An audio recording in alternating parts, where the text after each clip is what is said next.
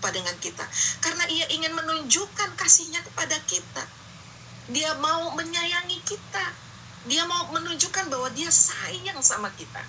Ya, seringkali kita bukankah dalam problem seperti yang dialami oleh Bu Herlina ya, dalam masalah keuangan akhirnya kita menjadi sakit, menjadi stres, menjadi depresi karena kita merasa sendiri, tidak ada siapapun yang menolong kita, yang mampu mengangkat hidup kita kembali, mengubah kita.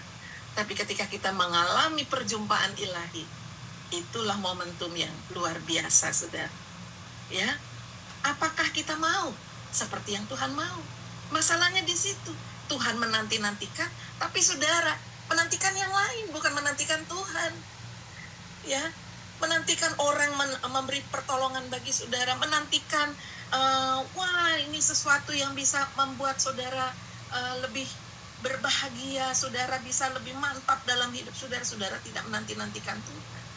Kalau seperti ini cinta bertepuk sebelah tangan.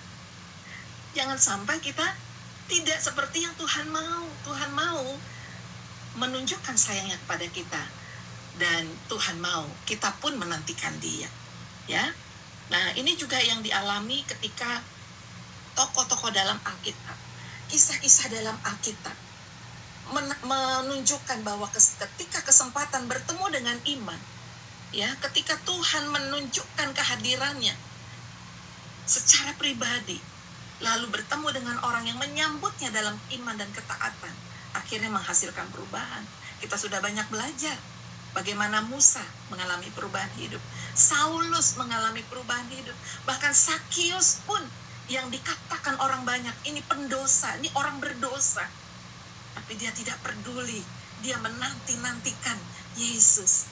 Ketika Petrus dalam penyangkalannya, dia hidup dalam penyesalannya, lalu Tuhan menghampiri dia dan berkata, maukah engkau menggembalakan domba-domba? Ya, Petrus menyambutnya. Dan perempuan yang sakit pendarahan pun salah satu dari sekian banyak tokoh dalam Alkitab yang menunjukkan ketika kesempatan bertemu dengan iman menghasilkan perubahan. Saya tidak tahu keadaan saudara pagi hari ini. Apakah saudara mengalami problem-problem seperti yang dialami oleh tokoh-tokoh dalam Alkitab ini? Ya, problem sakit penyakit, ya, kesulitan, problem dalam hal